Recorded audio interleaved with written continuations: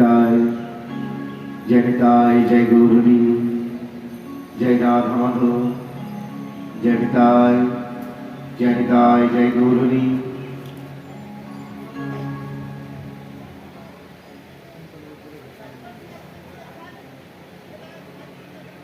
वंशाकल्पतरुभ्यश्च कृपासिन्धुभ्यश्च पतितानां पावनेभ्यो सर्ववैष्णवेभ्यो नमः।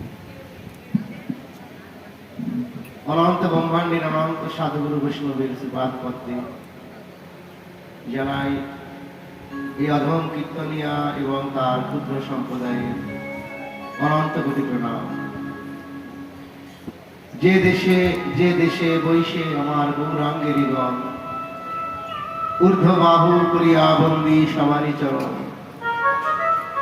হইয়াছেন আরো হবেন যত আমার মহাপ্রভুর ভক্ত সবার চরণ মন্দিলাম আমি। শুধু ভক্তমণ্ডলী, শ্রদ্ধেয় গৌরপ্রিয় ভক্তমণ্ডলীগণ, শ্রদ্ধেয় আমার বাবারা এবং মায়েরা, আজ এই মহতী হরিনামযজ্ঞ অনুষ্ঠানে আমরা অন্তিম পর্যায়ে এসে পৌঁছেছি। আমাদের বর্তমানের আস্বাদনের বিষয় কুঞ্জ বর্ণনা লীলা। আমার নবদ্বীপচন্দ্র গৌরহরি তিনি আজ কয়েকদিন ব্যাপী প্রায় এক সপ্তাহ আপনাদের এই হরিনাম যজ্ঞ অনুষ্ঠানে এই শ্রীবাসের অঙ্গনে হরিনাম সংকীর্তন রসে নিরন্তর নৃত্য করছেন, নাচছেন, গাইছেন, বিরাম নাই। তো কয়েকদিন ব্যাপী নেচে গিয়ে আজ গতনিশি প্রভাতকালে তার প্রিয় পারিষদবর্গ ভক্তগণ তারা ভাবলেন তাদের প্রাণের ঠাকুর গৌর সে হয়তো ক্লান্ত হয়ে গেছে, পরিশ্রান্ত হয়ে গেছে। আসলে ভক্তমণ্ডলী মায়েরা এবং বাবারা, যিনি সর্বৈশ্বর্যপূর্ণ ভগবান, তিনি তো তার সমস্ত ইন্দ্রিয়কে জয় করেছেন, তিনি সর্বরিপুর ঊর্ধ্বে। তার আহার নাই, তার বিরাম নাই, তার নিদ্রা নাই। দেখুন, আমরা সমগ্র পৃথিবীর মানুষ যখন নিশ্চিন্তে ঘুমিয়ে থাকি রাত্রিবেলায়, তখনও তিনি আমাদের হৃদয় মন্দিরে বসে বসে আমাদের এই ঘুমটাই যাতে শেষ ঘুম না হয় তার জন্য আমাদের জাগিয়ে রাখার চেষ্টা করেন। আমাদের হৃদপদ্মে বসে বসে আমাদের শ্বাস প্রশ্বাস ক্রিয়া চালিয়ে যান। সেই পরমেশ্বর ভগবান যদিও তার আহার নিদ্রা নেই, তার বিরাম নেই, তার আমিষ নেই, তবু যারা গৌররাগী ভক্ত তাদের তো গৌরগত প্রাণ, তারা ভগবানের সুখেই সুখী। তাই গত নিশি প্রভাতকালে তারা শ্রীবাসের অঙ্গনে নির্ভীত একটা কুঞ্জ রচনা করে সেই কুসুম কুঞ্জে তাদের প্রাণের ঠাকুর গৌরহরিকে শয়ন করিয়ে দিয়েছে। দক্ষিণে নিত্যানন্দ বামে গদাধর, সঙ্গে রয়েছে অদ্বৈত ঈশ্বর, তার পারিষদবর্গ নিয়ে ভগবান ঘুমিয়ে আছেন। দেখতে দেখতে নিশি প্রভাত হয়ে গেল। পূর্ব দিগন্তে অরুণ রঙে রঞ্চিত হয়ে সূর্যদেবের আবির্ভাব দেখা দিল। তাই অনুরাগী ভক্তগণ তারা এবার কুঞ্জের সদর দরজায় দাঁড়িয়ে গৌরহরিকে জাগাবার চেষ্টা করছেন। এ হলো আমাদের আজকের বিষয়। তো চলুন, তার ভাবাবিষ্ট বৈষ্ণব পদকর্তা বাসুদেব ঘোষ কুঞ্জের সদর দরজায় দাঁড়িয়ে গাইছেন, আরে ও উঠো উঠো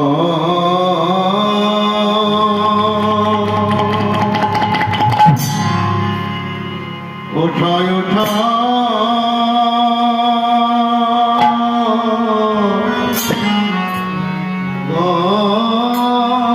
গোরা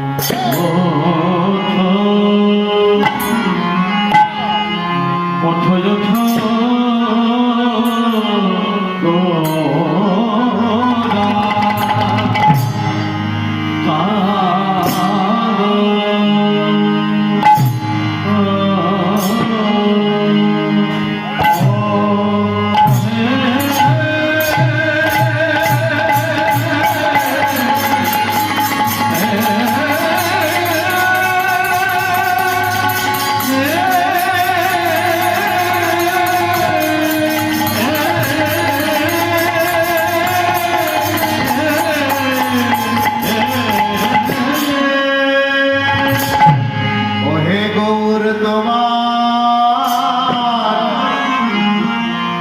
সুখে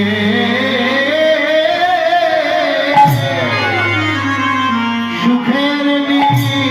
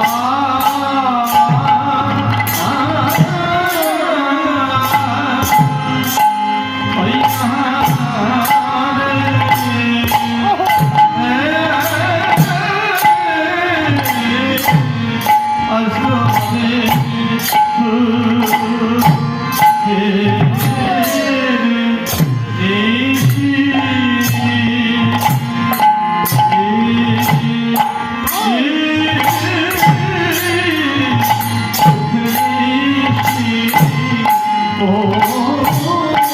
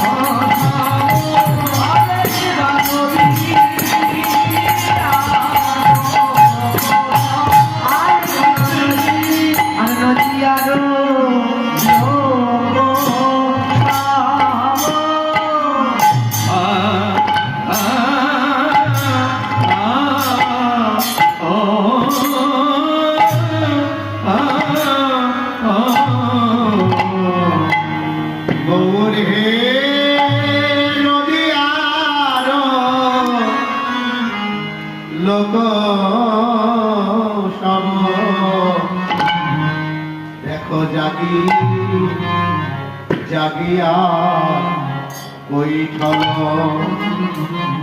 ও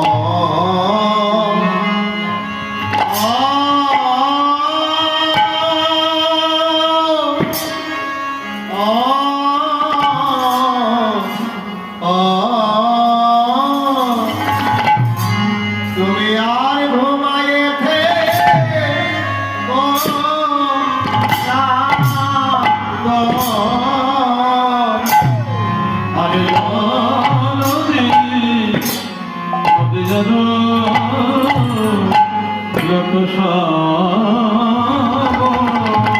এই নদিয়া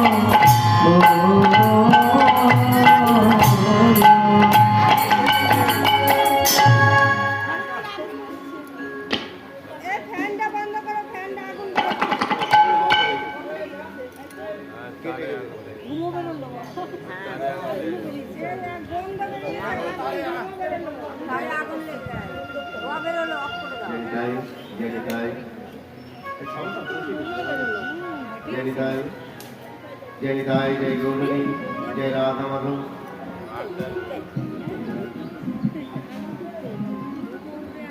त्रिनोदपि शुनि चलो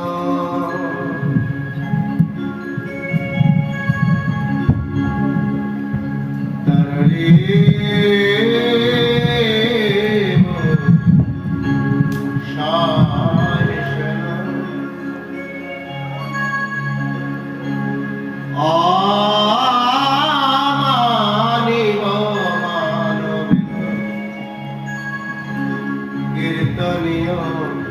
সদা হরি।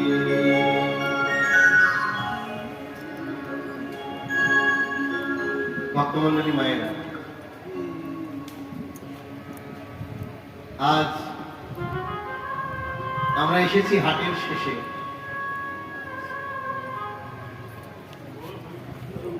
দেখুন, হাটের শেষে এলাম কেন জানেন না? হাটের শেষে যারা আসে তারা হাটে কিছু রত্ন কুড়িয়ে পায়। জানি না আপনাদের এই এলাকায় কোনো হাট আছে কিনা, হাট বসে না? তো যেখানে হাট বসে বাবা, তো সেই হাটে বড় বড় মহাজন ব্যক্তিরা আসেন। তো কেউ তাদের ধনরত্ন বিক্রি করবার জন্য আসেন, আবার কেউ আসেন সঠিক মূল্য দিয়ে তাদের ধনরত্ন ক্রয় করবার জন্য। তো অনেক বড় বড় মহাজন ব্যক্তিগণ আসেন, যেখানে তারা সারাদিন ধরে বিক্রি করতে করতে অনেক সময় অসামালে তাদের তহবিল থেকে দুই একটা রত্ন এদিক ওদিকে পড়ে যায়, তারা সেটা বুঝতে পারে। তখন যখন হাট ভেঙে যায়, তখন ওই হাটের পার্শ্ববর্তী এলাকার নির্বোধ শিশুগুলো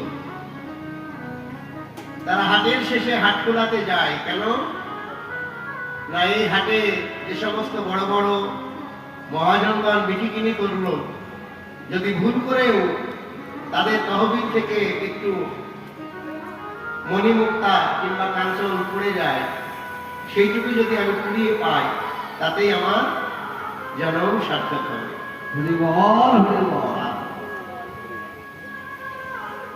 তো আজ আপনাদের এই গোবিন্দপুর কলোনিতে এই হরিনাম সংকীর্তনের হাট, সাধুগুরু বৈষ্ণবের হাট আজ এক সপ্তাহ ব্যাপী লেগে আছে।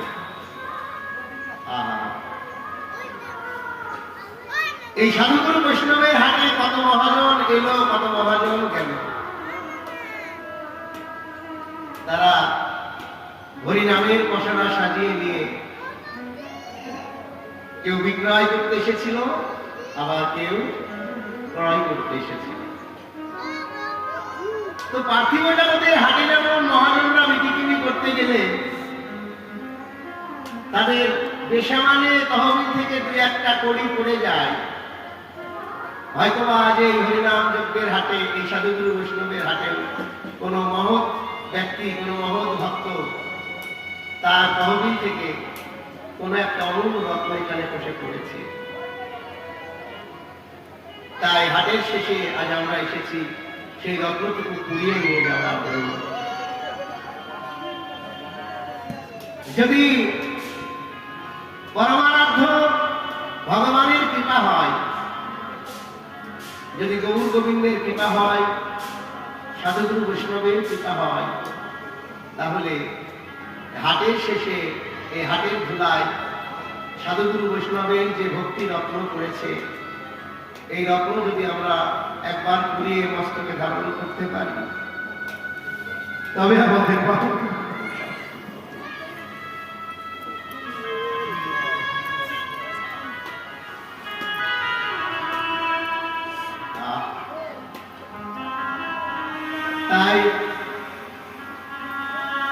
আজ আমরা আস্বাদন করছি কুঞ্জ জাগরণ লীলা।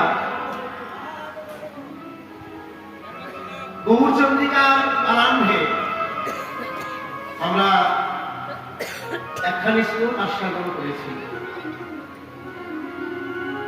সেখানে আমাদের কলিযুগের ভগবান গৌর হরি বলে গেলেন, তৃণমূলকে শুনিছেন তরবরি সহিষ্ণ অমানিব মানবেন কীর্তনীয় সদা হরি। ভক্তমন্ডলী মায়েরা, আমাদের এই পদাবলীর একজন প্রেমিক কবি চণ্ডীদাস ঠাকুর তিনি বলেছিলেন, শোনরে মানুষ ভাই, সবার উপরে মানুষ সত্য, তাহার উপরে নাই। স্বামী বিবেকানন্দ বলেছিলেন, জীবে দয়া করে যেই জন, সেই জন সেবেছে ঈশ্বর। তাহলে আমাদের আগে মানুষ হতে হবে। দেখুন, আমরা মানুষের মাঝে আমি যে বড় ভক্ত এই পরিচয়টা দেওয়ার জন্য হয়তো বাজার থেকে একখণ্ড তিলক মাটি, একটা তুলসীর মালা কিনে নিয়ে এলাম, কণ্ঠে সেই তুলসীর মালা পরিধান করলাম, অঙ্গে সেই শ্বেত বসন পরিধান করলাম, তাতে হয়তো আমি সাধুর বেশ নিলাম, কিন্তু এই বেশ নেওয়াটাই কিন্তু প্রকৃত সাধু নয়। শাস্ত্রগুলো বলছেন, একজন সাধু, একজন বৈষ্ণব যিনি গৌর অনুরাগী, গৌর ভজনের পথগামী হবেন, তার মধ্যে 4টি গুণ আবশ্যক থাকতে হবে। আমাদের কলিযুগের ভগবান গৌর হরি তিনি বলে গেছেন, বৈষ্ণব হইতে মোর মনে ছিল সাত, তৃণোদপি শ্লোকে মই পড়ে গেলাম বাদ। বড় কঠিন সাধনা আমার এই হরি নামের সাধনা, এই কৃষ্ণ নামের সাধনা, সাধু হওয়ার সাধনা, বৈষ্ণব হওয়ার সাধনা। এক কথায় আমরা যে মানব কুলে জন্ম নিয়েছি, এই মানুষ হওয়ার সাধনা। মহাজন বলেছেন, মানুষ কুলে জন্ম নিলেই তাকে মানুষ বলে না, মানুষ হবে জাগবে যেদিন জীবের আধ্যাত্মিক চেতনা। দেখুন, কোন এক বাড়িতে গুরুদেব এসেছেন, তো বাড়িতে যখন গুরুদেব এসেছে, তো সেই গ্রামের প্রায় প্রতি ঘরই সেই গুরুদেবের শিষ্য। তো সবাই এসে দলে দলে সেই গুরুদেবকে প্রণাম করছেন, গুরুদেব সবাইকে আশীর্বাদ করছেন। তো এই সময় যে বাড়িতে গুরুদেব এসেছেন, সেই বাড়িতে একটা 5 থেকে 7 বছরের শিশু নাবালক আছে। ওই নাবালক ছেলেটা মনে মনে চিন্তা করলো, সবাই যখন গোসাইকে প্রণাম করছে, তো আমিও যাই গোসাইকে একটু প্রণাম করে আসি। ছেলেটি গিয়ে গোসাইকে প্রণাম করেছে। তো গোসাইকে যখন প্রণাম করেছে, গোসাই তার মাথায় হাত দিয়ে আশীর্বাদ দিলেন, খোকা তুমি মানুষ হও। গোসাই এই আশীর্বাদটা শুনে ছেলেটি হেসে ফেলল। খোকা তুমি হাসলে কেন? ছেলেটি বলছে, গোসাই আপনি কেমন আশীর্বাদ দিলেন? হাসবো না? আপনি বললেন খোকা তুমি মানুষ হও। মানুষ আবার হবো কি করে? আমি তো মানুষই। গোসাই বলছে, খোকা তুমি যে মানুষ সেটা তুমি কি করে বুঝবে? ছেলেটি বলছে, কেন? আমার বাবা মানুষ, আমার মা মানুষ, তাদের অনুসারে আমার জন্ম হয়েছে। তো এই পার্থিব জগতে যেমন একটি গরু যদি সন্তান প্রসব করে, সেই গরুর বাচ্চাকে সবাই গরু বলে ডাকে। একটা ছাগল যদি বাচ্চা প্রসব করে, তার বাচ্চাকে সবাই ছাগল বলে ডাকে। তো আমার বাবা মা যখন মানুষ, আমি তাদের সন্তান, তাদের বাচ্চা, তো আমি তো মানুষই হব। তো আপনি কেন আমাকে মানুষ হওয়ার আশীর্বাদ দিলেন? গোসাই বলছে, কোথারে এই পার্থিব জগতে গরুর বাচ্চাকে গরু বলে, ছাগলের বাচ্চাকে ছাগল বলে, কিন্তু মানুষের বাচ্চাকে সবাই কিন্তু মানুষ বলে না। মানুষের মানুষত্বটা তার কর্ম দিয়ে অর্জন করতে হয়। মানুষের ঔরসে, মানুষের গর্ভে জন্ম নিলেও তার মধ্যে যদি মানুষত্ব না থাকে, তাহলে সবাই তাকে অমানুষ বলে ডাকে। তাহলে মানুষের মানুষত্বটা নিজের কর্ম দ্বারা অর্জন করতে হয়। ছেলেটি মৃদু হেসে বলছে, গোসাই, শিশুকাল থেকে বহুবার বহুজনকে প্রণাম করেছে, কিন্তু আজ আপনি আমায় যে আশীর্বাদ দিলেন, এমন আশীর্বাদ আমায় কেউ কোনোদিন দেয়। আজ আমি বুঝতে পারলাম, আমি যখন আমার বাবাকে প্রণাম করেছি, আমার মাকে প্রণাম করেছি, আমার দাদু ঠাকুমাকে প্রণাম করেছি, তারা আমায় আশীর্বাদ দিয়ে কি বলে জানো? কি বলে কথা? ছেলেটি বলছে, গোসাই, আমার বাবা বলে হও ইঞ্জিনিয়ার, মা কয় করো ডাক্তারি, দাদু বলে হও জাজ ব্যারিস্টার, আর ঠাকুমা কয় করো মাস্টারি, করো মাস্টারি। ওদের ইচ্ছা গুলো শুনে আমি হয়ে গেছি বোকা, হয়ে গেছি বোকা। কেউ আমাকে বলেনি তো তুমি মানুষ হও রে খোকা, তুমি মানুষ হও রে খোকা। মায়েরা, এই ছোট্ট ছেলেটির কথা, এই কথাটি আমাদের স্মরণ রাখতে হবে। আজ আমরা সনাতন ধর্ম অবলম্বনকারী মানুষ, কিন্তু আমাদের এই মূল ধর্মটা আমরা আমাদের ঘরের ছেলে মেয়েকে শিখাই না। আজ আমাদের বাংলার ঘরে ঘরে এতটা বিচার, একটা বাবা মা কত কষ্ট করে সন্তানকে লালন পালন করে তুলছে, কিন্তু বড় হয়ে সেই সন্তান বাবা মাকে অশ্রদ্ধা করছে। এর জন্য আমরা মানুষের কাছে ওই সন্তানটাকে দায়ী করি। আমরা কেঁদে কেঁদে বলে বেড়াই যে এত কষ্ট করে ছেলে পেলে মানুষ করলাম, কিন্তু ছেলে পেলে আমায় দেখে না। ভক্তমণ্ডলী মায়েরা এবং বাবার একটা কথা মনে রাখবেন, ওই ছেলেটি যখন পৃথিবীতে এসেছিল, তখন সে কিন্তু একটি নির্বোধ শিশু, কিচ্ছু জানতো না। তার মা তাকে ঘুমিয়ে দিলে সে ঘুমাতো, তার মা তাকে জাগিয়ে দিলে সে জাগতো, তার মা তাকে খাইয়ে দিলে তবে সে খেত। সেই ছেলেটি এই পৃথিবীতে আসার পর যা কিছু শিখেছে, প্রথমে শিখেছে তার মায়ের কাছে, তারপর শিখেছে তার বাবার কাছে, তারপর বড় হয়ে শিখেছে তার প্রতিবেশীদের কাছে, বন্ধু বান্ধবদের কাছে। এই ছেলেটি আজ যে অসৎ পথগামী হয়েছে, এর জন্য দায়ী কিন্তু ওই ছেলেটি নয়, দায়ী তার বাবা, দায়ী তার মা, দায়ী তার পরিবেশ।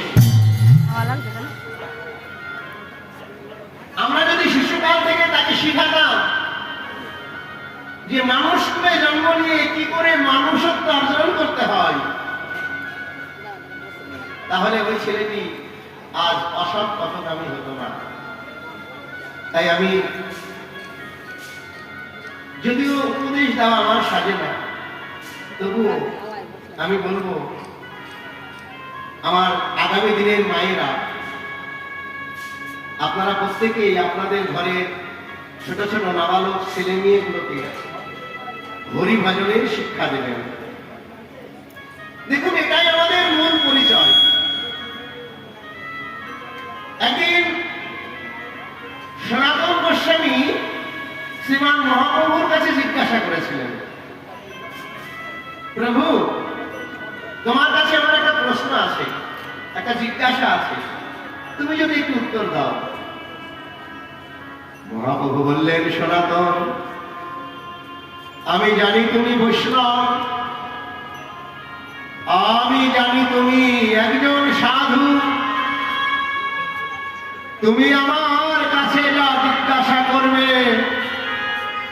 তোমার সেই প্রশ্ন তোমার নিজের জন্য নয়, তোমার সেই প্রশ্নের উত্তরে সমগ্র জগজীবের কল্যাণ হবে। সনাতন, বলো তুমি আমার কাছে কি জানতে চাও? মহাপ্রভুর কাছে প্রশ্ন করলেন সনাতন গোস্বামী, প্রভু, কে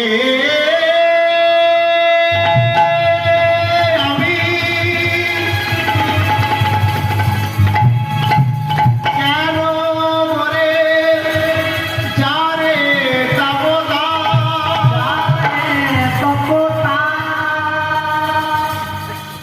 ইহা না জানিলে কইছে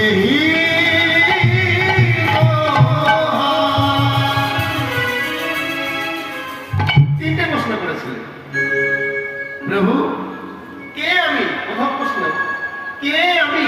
আমি কে? আমার পরিচয় কি? দ্বিতীয় প্রশ্ন, কেন মরে জানে তাপতায়? এই সংসারের কিতাব জ্বালা, আধ্যাত্মিক, আদি দৈবিক, আদি ভৌতিক, এই কিতাব জ্বালা কেন আমাকে জ্বালাতন করে, কেন আমাকে পীড়িত করে, কেন আমায় ব্যথা দেয়? তৃতীয় প্রশ্ন, কি করলে আমি এই কিতাব জ্বালার হাত থেকে মুক্তি পেতে পারি? মহাপ্রভু বললেন, সনাতন, শোনো, তোমার প্রথম প্রশ্নের উত্তর, কে আমি? এই জগতে কি আমি, কি তুমি, এই সমগ্র জীবের একটাই পরিচয়। সেটা কি? জীব নিত্য কৃষ্ণ দাস। আজ আমরা আমাদের সেই আপন পরিচয়টা ভুলে গেছি। তাই আমি বলবো, আমাদের ঘরের প্রত্যেকটি ছেলে মেয়েকে তার বাবা মায়ের শিক্ষা দেওয়া উচিত যে আমরা সকলেই ভগবান শ্রীকৃষ্ণের দাস। আমরা এই পৃথিবীতে এসেছি কেবলমাত্র তার দাসত্ব করার জন্য। দ্বিতীয় প্রশ্ন, গৌরহরি, তাহলে সবাই যদি আমরা কৃষ্ণের দাস হব, আমরা সবাই যদি কৃষ্ণের দাস হব, তাহলে এই আধ্যাত্মিক, আদি দৈবিক, আদি ভৌতিক এই কিতাব জ্বালা কেন দিবানিশি আমাদের বাধ্য করছে? মহাপ্রভু বললেন, সনাতন, জীব নিত্য কৃষ্ণ দাস ইহা ভুলি গেল, মায়ার পিশাচি আসি জীবের গলায় বিধিল,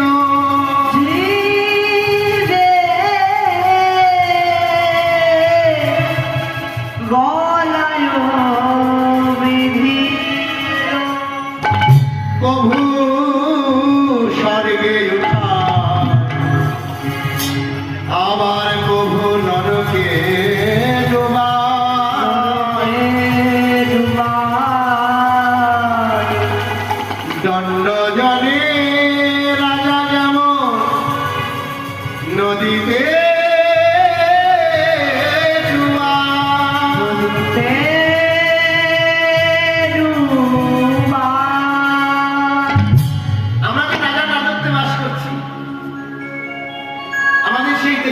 সংবিধান আছে, আইন আছে না? এই যে আমরা ভারতবর্ষে বাস করি, তো আমাদের ভারতবর্ষের একটা সংবিধান আছে। সেই সংবিধানে কিছু আইন নির্ধারণ করা আছে। তো এই দেশে বাস করে কেউ যদি সেই দেশের আইন না মানে, অমান্য করে চলে, তাহলে মহারাজ তাকে শাস্তি দেবেন না? ঠিক সেই রকম ভগবান বলছে, সনাতন জীব নিত্য কৃষ্ণদাস ইহা ভুলে গেল। জীব অনাদিকাল থেকে ভুলে গেছে যে সে নিত্য কৃষ্ণের দাস। তবে এই ভুলে যাওয়ার স্বভাবটা জীবের যে কবে থেকে শুরু হয়েছে সেটা বলা বাহুল্য, বলা যাবে না। আর জীব তার নিজের আপন পরিচয় ভুলে গিয়ে মায়ার দাসত্ব করছে বলে মায়া তাকে শাস্তি দিচ্ছে। যেমন মনে করুন, এই পার্থিব জগতে কোন একটা চাকরির জন্য ইন্টারভিউ দিতে গিয়েছে দুটো ছেলে। তো সেখানে চাকরির জন্য দুটি পোস্ট খালি আছে। সেখানে একজন হবে অফিসার, সে অফিসে, আর একজন হবে সেই অফিসের দারোয়ান। তো সেখানে চাকরি দেওয়ার জন্য দুটো ছেলে গেছে। একটি ছেলে উচ্চ শিক্ষায় শিক্ষিত, কিন্তু তার বাবা মা খুব গরিব। যিনি ইন্টারভিউ নিচ্ছেন সেই অফিসার ছেলেটিকে জিজ্ঞাসা করলো, খোকা তোমার রেজাল্ট তো দেখছি খুব ভালো, তুমি সব বিষয়ে পারদর্শী আছো, তো তোমার বাবা কি করেন? ছেলেটি নতশিরে বলল, স্যার আমার বাবা খুব গরিব মানুষ, সে দিনমজুরি খেতে অনেক কষ্টে আমাকে লেখাপড়া শিখিয়ে মানুষ করেছে। বলছে 10 লাখ লাগবে, দিতে পারবে? ছেলেটি বলল, না আমার সে সাধ্য নেই। বললো, তাহলে বাইরে গিয়ে দাঁড়াও, দেখি পরে কে আছে। আরেকটি ছেলে এলো, তার শিক্ষাগত যোগ্যতা খুব একটা ভালো নয়। তার কাগজগুলো দেখে স্যার বলছে, খোকা যদিও তোমার লেখাপড়ার যোগ্যতা খুব একটা ভালো নয়, তবুও যদি 10 লাখ দিতে পারো তাহলে তোমাকে আমি অফিসার করে দেব। ছেলেটি বড় লোকের ছেলে, বললো, স্যার 10 লাখ কেন, 15 লাখ দিয়ে দেবো, আপনি আমাকে চেয়ারটা পাইয়ে দিন। এবার কি হলো, ওই শিক্ষিত ছেলেটা যার শিক্ষাগত যোগ্যতা রয়েছে তাকে দারোয়ানের চাকরি দেওয়া হলো তার বাবার পয়সা নেই বলে। আর যে ছেলেটার শিক্ষাগত যোগ্যতা মোটেও ছিল না, সেই ছেলেটাকে ওই অফিসের অফিসার করে দেওয়া।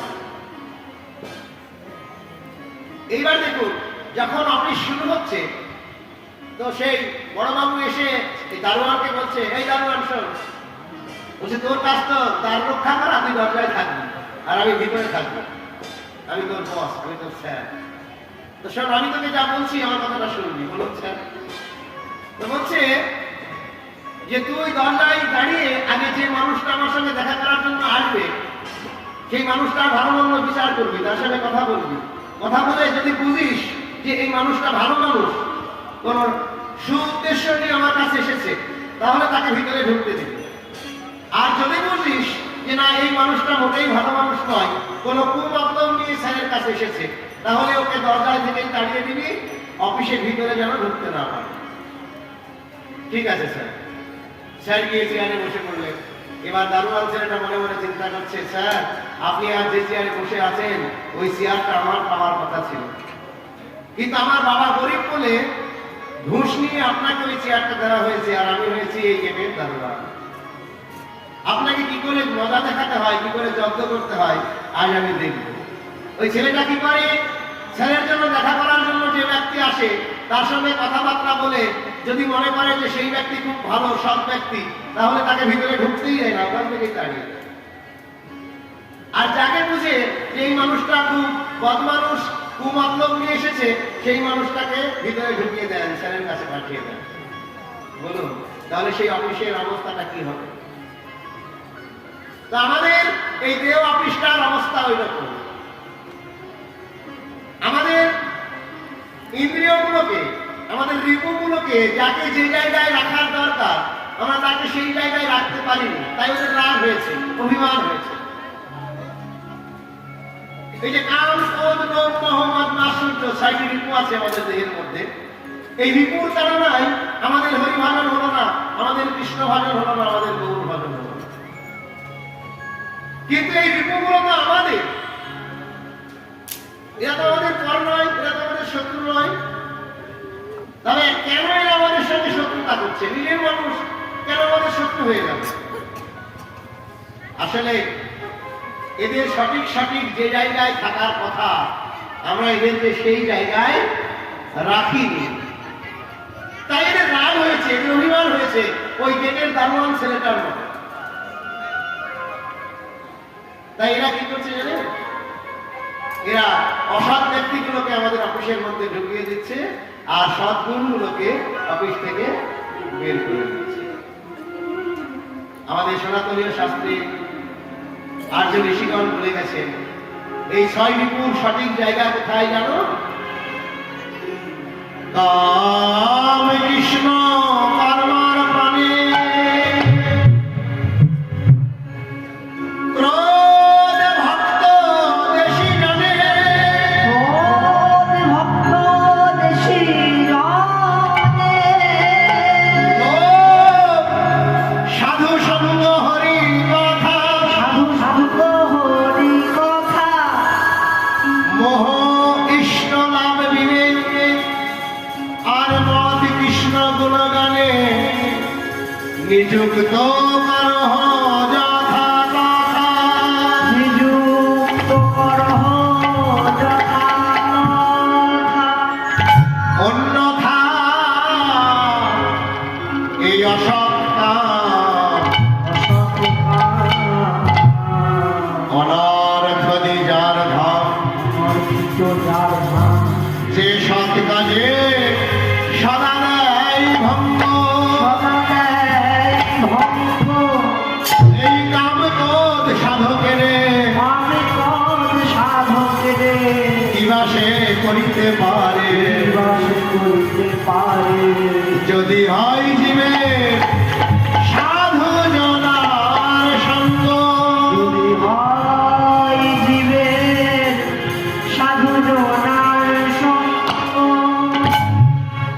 তাহলে বলছেন কাম, কৃষ্ণ, কর্মার পারে। আমাদের কামের সঠিক জায়গা হচ্ছে কৃষ্ণ কর্ম করা, কিন্তু সেই কামকে আমরা কৃষ্ণ কর্মে না লাগিয়ে তাকে আমরা লাগিয়ে দিয়েছি কোথায়? কামিনী আর কাঞ্চনের উপর। আহা, মহাজন বলছেন, এলি ওটা কামের সঠিক জায়গা নয়, তুমি ওকে ভুল জায়গায় নিযুক্ত করে রেখেছো। ওখান থেকে কামকে তুলে নিয়ে এসো, তুলে নিয়ে এসে তাকে কৃষ্ণ কর্মে লাগিয়ে দাও। তাহলে দেখবে তোমার বিপরীত কি হবে। আজ যেমন তুমি ধন রত্ন পেলে আনন্দ পাও, অনেক টাকা পয়সা পেলে আনন্দ পাও, বাড়ি গাড়ি পেলে আনন্দ পাও, সুন্দরী রমণী পেলে আনন্দ পাও, সেদিন এইসব কিছু তোমার আর ভালো লাগবে না। সেই দিন ভগবানের চরণ পেলে তোমার আনন্দ হবে। তাই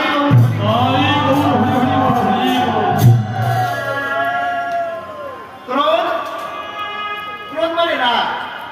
বলছে ক্রোধ ভক্ত দেশি জানে। আমরা ক্রোধকে কোথায় রেখেছি বাবা?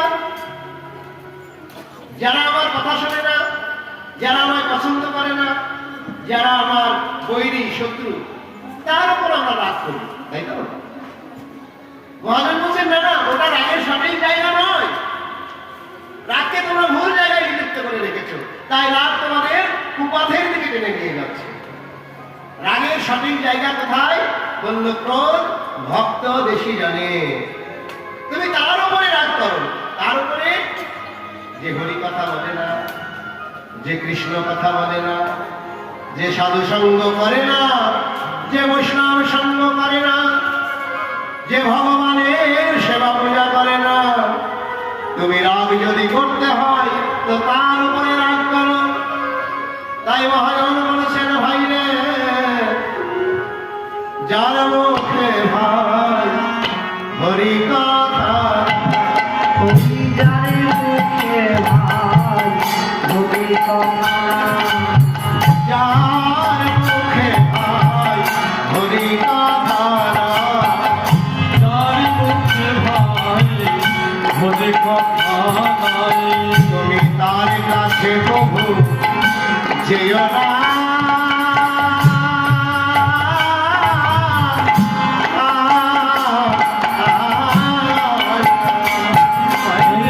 জানি মুখে ভাই বলি কথা না তুমি তার কাছে প্রভু যেও না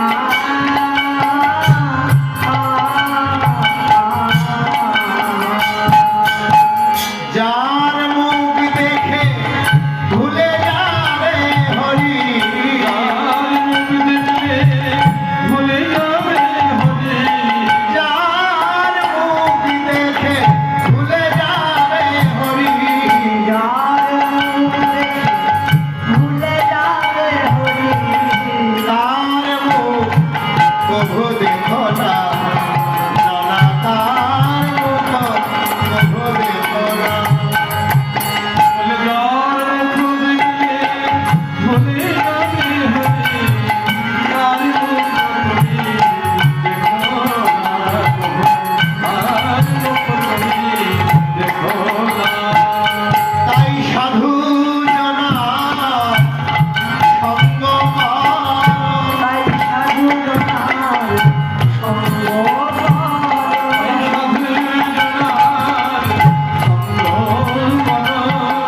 তুমি মানুষ হলে হতে পারো সদাই সাধু জনা সঙ্গ তুমি মানুষ হলে হইতে পারো সাধু জনার সঙ্গ তুমি মানুষ হলে হতে পারো সাধু জনার সঙ্গ তুমি মানুষ হলে হতে পারো অভয় আশাতে রাখি সঙ্গ ছাড়ো সাধু জনার সঙ্গ করো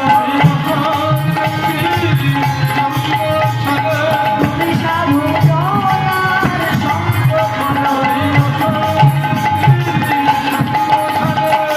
সাধু ব্যক্তির সঙ্গ করো তাই গৌর হরিবার হরিবার হরিবার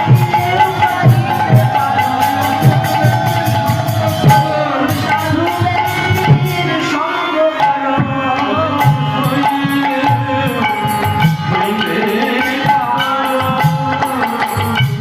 নানা তার কাছে তুমি যেও না নানা তার কাছে তুমি যেও না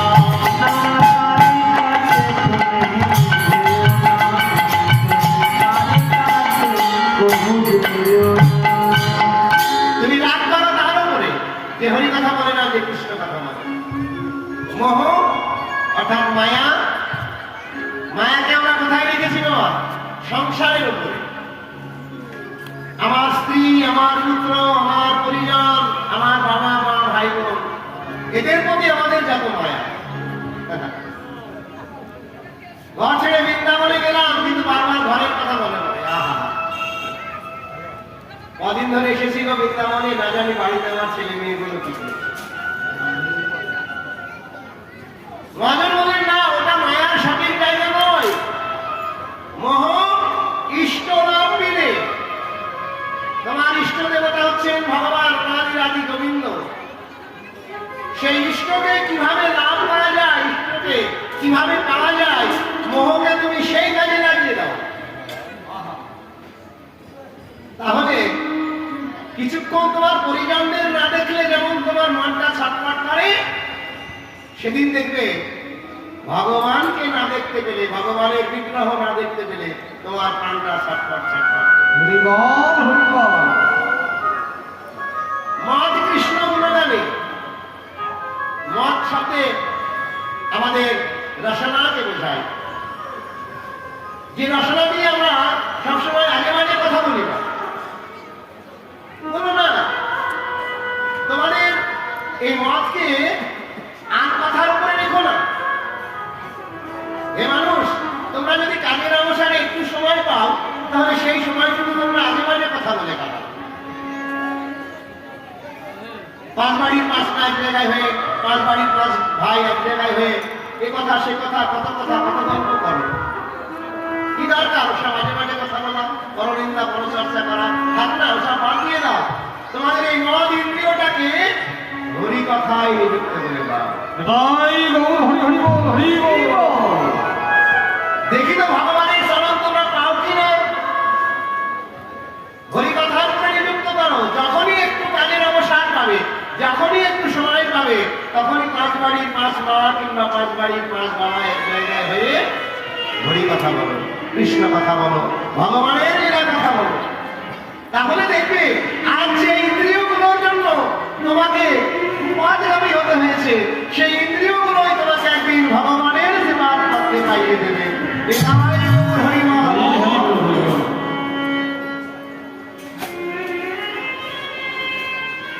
ভক্তমণ্ডলী ভাই, তাই মহাজন বলছেন তৃণর মতো নিচু হও। তৃণ তুমি শুনেছেন, তৃণ মানে ঘাস। ঘাস যেমন সবসময় নিচু হয়ে থাকে, কেউ যদি তাকে পাড়িয়ে চলে যায়, মারিয়ে যায়, কিন্তু ঘাসটা মাথা তুলে আবার ধীরে ধীরে দাঁড়ায়। কিন্তু সেই মানুষটাকে কখনো ধমক দিয়ে বলে না, হে মানুষ, আমি তো নিরামে পথের ধারে জন্মেছিলাম, অকারণে তুমি কেন আমার মাথার উপরে লাথি মেরে গেলে? বলে ঘাসটা? বলে না। কোনো মতে আবার মাথা তুলে দাঁড়ায়, আবার কোনো ব্যক্তি এসে তাকে মারিয়ে দিয়ে চলে যায়, সে আবার ধীরে ধীরে কথা বলে দাঁড়ায়। গৌর হরি বললেন, যদি মানুষ হতে চাও তাহলে এই গুণটা তোমার মধ্যে অবশ্যই থাকতে হবে, সেই নিয়ম থেকে তোমাকে নিচু হতে হবে। দ্বিতীয় গুণ, তারাও একটু সহিষ্ণু। তরু মানে গাছ, একটা গাছের থেকে তোমাকে সহিষ্ণুতার ধর্ম শিখে নিতে হবে। গ্রীষ্মকালে প্রচন্ড রোদ্রের তাপে ক্লান্ত হয়ে যখন আমরা একটা গাছের তলায় গিয়ে দাঁড়াই, সেই গাছটা যেমন তার শীতল ছায়া দিয়ে আমাদের তপ্ত শরীরটাকে শীতল করে দেয়, কিন্তু আমরা এত অকৃতজ্ঞ মানুষ যে গাছটা আমার একেবারে উপকার করলো, কিছুক্ষণ পরে আমরা কি করি? সেই গাছটার ডাল কেটে আনি, সেই গাছটার পাতা ভেঙে নিয়ে আসি, নিয়ে এসে আমাদের সংসারের চাহিদা পূরণ করি। ভক্তমণ্ডলী মায়ের এবং বাবারা, যে গাছটার আমি একটু আগে ছায়া নিয়ে এলাম, সেই গাছটার আবার কিছুক্ষণ পরে ডাল কেটে নিয়ে এলাম, পরের দিন আবার যখন আমি ওই গাছতলার তলায় যাবো ছায়া পাওয়ার আশায়, গাছটাকে আমাকে বলবে যে হে মানুষ, তোমাকে কালকে আমি ছায়া দিয়েছিলাম, সেই উপকারের বদলে তুমি আমার উপকার না করে তুমি আমার ডাল কেটে নিয়ে গিয়েছিলে, পাতা ভেঙে নিয়ে গিয়েছিলে, আজ তুমি আবার এসেছো ছায়া নিতে, আজ আমি তোমাকে ছায়া দেবো না। বলবে গাছটাটা? বলো, গাছটা বলবে না। এই গাছটার ধর্মই হচ্ছে তার শীতল ছায়া দিয়ে জগৎকে শান্ত করে দেওয়া। তাই কেউ তার শত্রু নয়, তার পাড়ায় শত্রু কিংবা মিত্র যেই যাক না কেন, সে তার শীতল ছায়া দিয়ে তার তপ্ত শরীরটাকে শান্ত করে দেয়। যে মানুষ এই গাছের কাছ থেকে তুমি এই সহিষ্ণুতার ধর্মটা শিখে না। তৃতীয় গুণ, অমানিব মানবেন। এই সংসারে কেউ যাকে মান চায় না, কেউ যাকে ভালোবাসে না, কেউ যাকে সম্মান করে না, তুমি তাকে ভালোবেসে বুকে জড়িয়ে ধরে সম্মান দাও, তুমি তাকে আদর করো, তবেই তো তুমি মানুষ হতে পারবে। চতুর্থ গুণ, কীর্তনীয় সদাহরি। তোমার মুখে যেন কখনো আন কথা শোনা যায় না, তোমার মুখে যেন কখনো বাজে কথা শোনা যায় না, তোমার মুখে সবসময় যেন হরি সংকীর্তন শোনা যায়। এই শিক্ষা আমাদের দিয়ে গেলেন কলিযুগের ভগবান গৌর হরি। বলুন, এই শিক্ষাগুলো আমরা কজন মেনে চলছি? কেউ চলছে। তাই তো আজ আমাদের এই পরিণতি, এই কিতাব জ্বালা দিবানিশি আমাদের দগ্ধ করছে। মহাপ্রভু বললেন, সনাতন, তোমার তৃতীয় প্রশ্ন, এই কিতাব জ্বালার হাত থেকে মানুষ কি করে মুক্তি পাবে? শোনো বলি, কৃষ্ণ হলো সূর্য সম, আর মায়া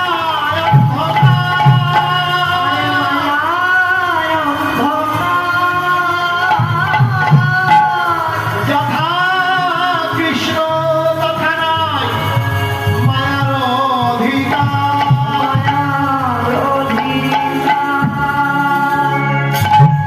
ভগবান বলছে, সনাতন শোনো, কৃষ্ণ হলো সূর্য সম, সে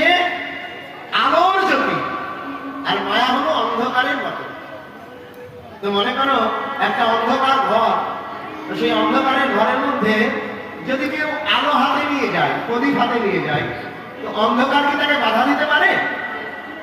পারে? সে ঘর ভর্তি অন্ধকার, সারা ঘরটায় অন্ধকারে পরিপূর্ণ, কিন্তু তার মধ্যে আপনি একটা প্রদীপের শিখা নিয়ে প্রবেশ করুন, কিন্তু এত অন্ধকার থাকলেও সবাই ছুটে পালাবে, অন্ধকাররা বলতে পারবে না যেখানে আমরা আছি তুমি আলো নিয়ে এখানে এসো না, বলতে পারবে? পারবে না। কিন্তু যে ঘরে আলো আছে সে ঘরে অন্ধকারের কি সাধ্য যে ওই ঘরের মধ্যে প্রবেশ করতে পারে? তাই মহাপ্রভু বললেন, ওগো সনাতন, আমাদের ভগবান শ্রীকৃষ্ণ হল সূর্যের মতো জ্যোতির্ময়। কোন ভক্ত যদি তার হৃদয় মন্দিরে সেই জ্যোতির্ময় ভগবানকে আশ্রয় দেয়, তাহলে তার ঘরে, তার দেহ মন্দিরে অন্ধকার রূপী মায়া কখনোই প্রবেশ করতে পারে না। তাই এই কিতাবটার হাত থেকে মুক্তি পাওয়ার একমাত্র উপায় হরিনাম করো, কৃষ্ণ নাম করো। নিতাই গৌর হরিপাদ। বলো কৃষ্ণ, কহ কৃষ্ণ, বলো কৃষ্ণ, কহ কৃষ্ণ, বলো কৃষ্ণ, কহ কৃষ্ণ। তোমরা কৃষ্ণ কৃষ্ণ বলো, মোকে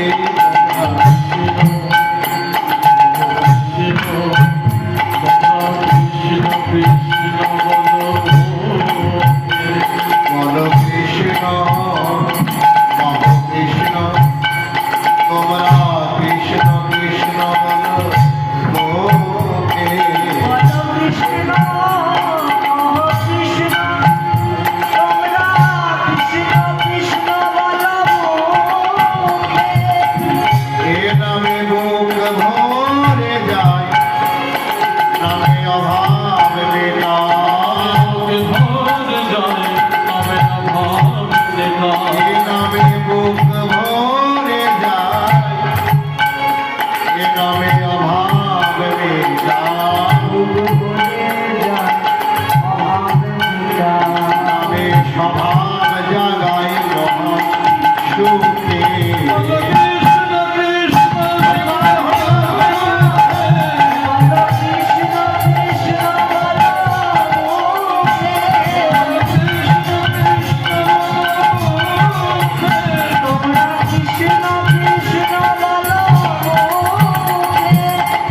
হরি দীনবন্ধ করুণার সিন্ধু, সেই হরি দীনবন্ধ করুণার সিন্ধু।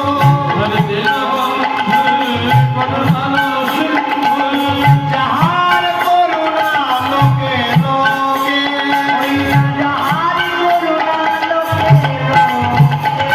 সেই গোলক বিহারী হরি এসেছে নদিয়া পুরী। সেই গোলক বিহারী হরি এসেছে নদিয়া পুরী। দেবে রাধার করুণা নিয়ে বুকে। হরি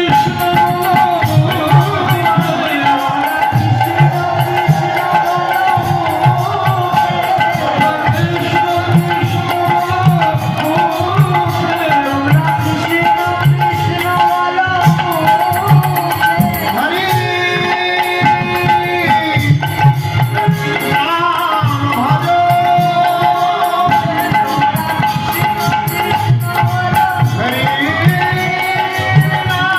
রাম জপ, হরি শ্রী রাম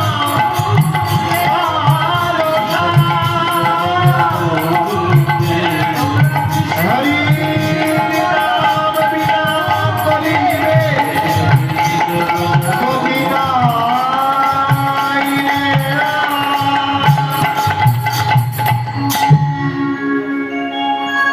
একবার হরি বলো, কৃষ্ণ বলো, দেখবে মায়া পিশাচি তোমাকে ছেড়ে পালাবে।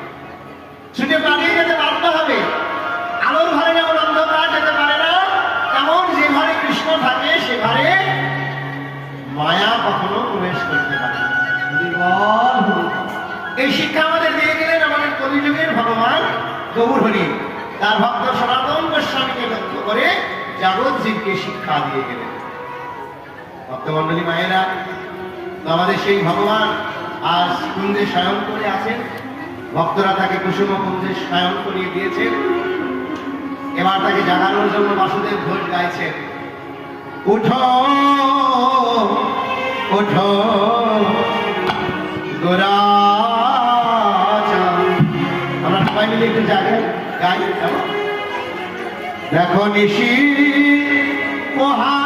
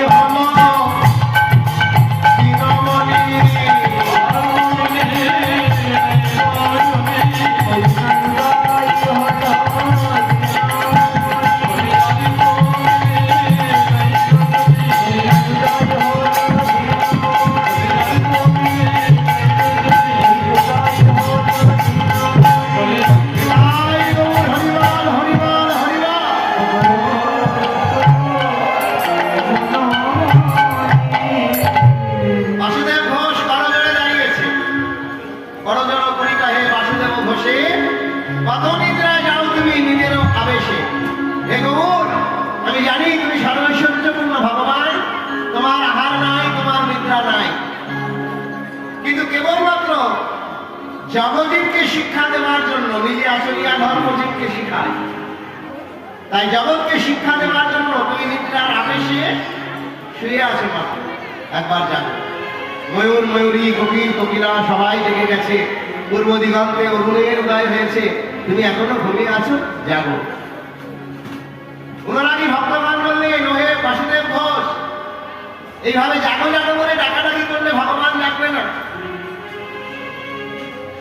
এভাবে আমাদের মায়ার সংসারে কোনো জীব যদি ঘুমিয়ে থাকে তাহলে তাকে ডেকে ডেকে জাগানো যায়, কিন্তু ভগবান তাকে জাগাতে হলে জাগো জাগো করে ডাকলে হবে না। তাহলে কি করতে হবে? বলে দেখো, কুঞ্জের সদর দরজায় দাঁড়িয়ে সবাই মিলে একটু হরিনাম সংকীর্তন করো। আমাদের গৌরহরি তো সংকীর্তনের পিতা, তো হরিনাম শুনলেই তিনি চৈতন্য পাবেন। সমস্ত ভক্তগণ গোল করতাল নিয়ে কুঞ্জের সদর দরজায় দাঁড়িয়ে কীর্তন করতে লাগলেন, হরে কৃষ্ণ সকলে মিলে হরে কৃষ্ণ কৃষ্ণ কৃষ্ণ হরে হরে হরে রাম হরে রাম রাম রাম হরে হরে। হরে কৃষ্ণ হরে কৃষ্ণ কৃষ্ণ কৃষ্ণ হরে হরে হরে রাম হরে রাম রাম রাম হরে হরে। হরে কৃষ্ণ হরে কৃষ্ণ কৃষ্ণ কৃষ্ণ হরে হরে হরে রাম হরে রাম রাম রাম হরে হরে। হরে কৃষ্ণ হরে কৃষ্ণ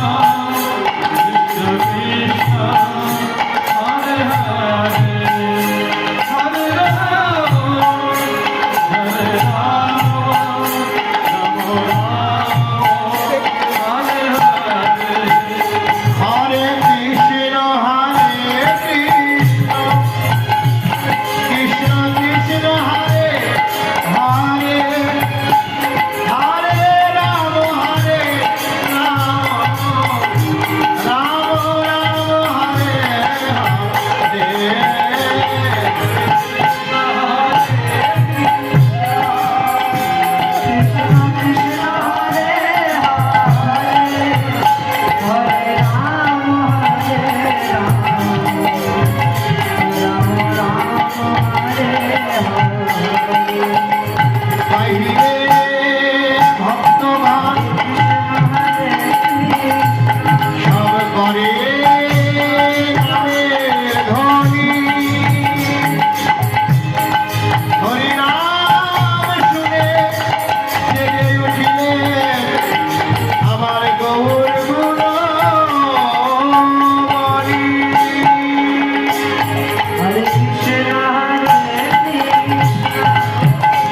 নিতাই গৌর হরিবল হরিবল।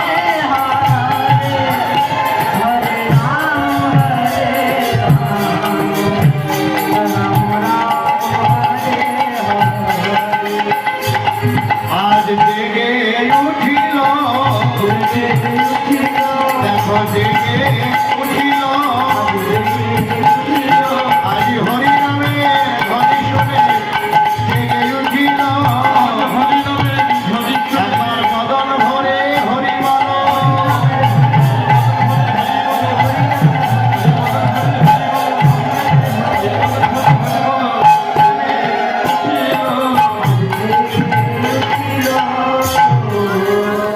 জাগিয়া গৌরাঙ্গ হরি বসিলেন আসনে, সুবাসিত জলে কইলেন তার মুখ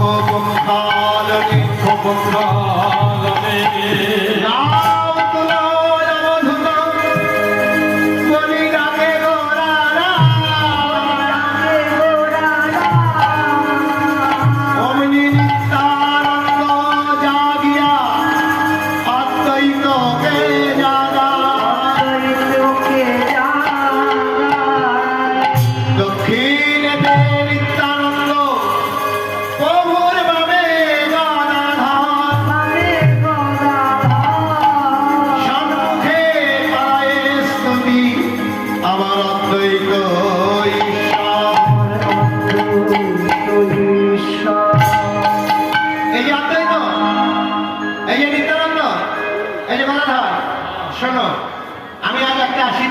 নিয়েছি।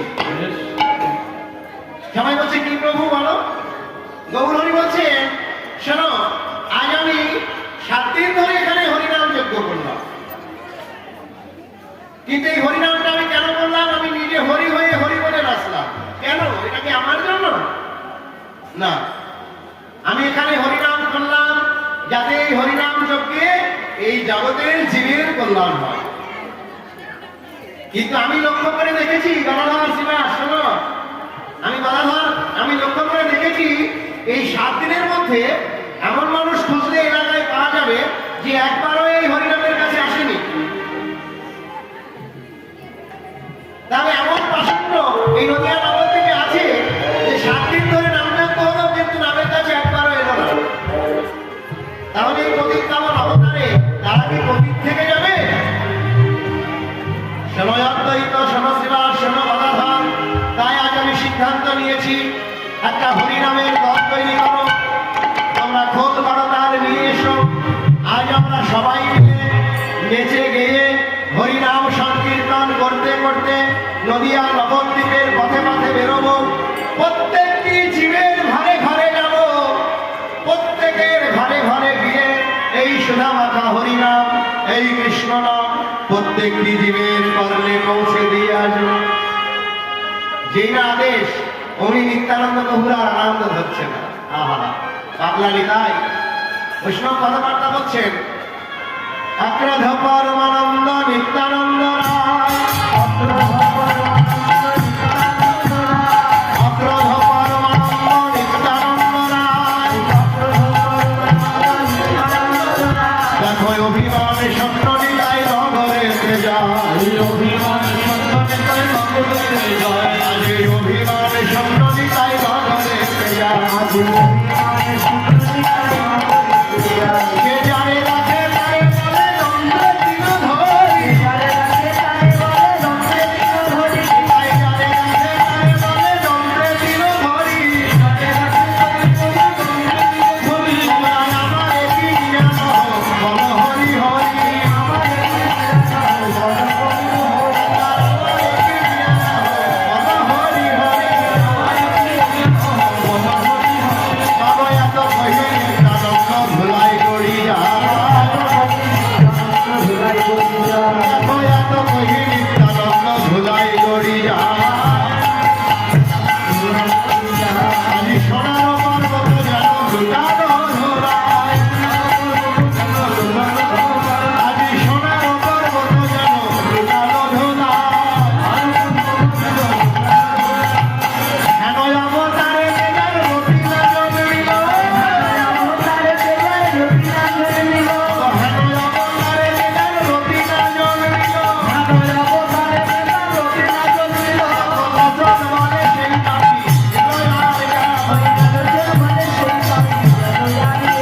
অবলোচন বলে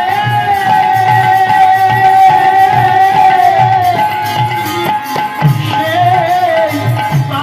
পাপী কেবল কেবল আর গেল।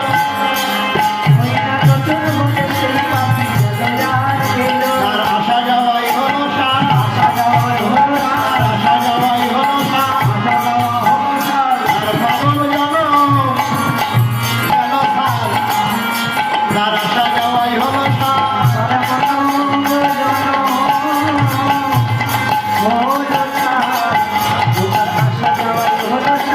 তার এই সাধের পাগল জনম গেল সার, আসা যাওয়াই হলো সার। সে একবার হরি বলল না গো,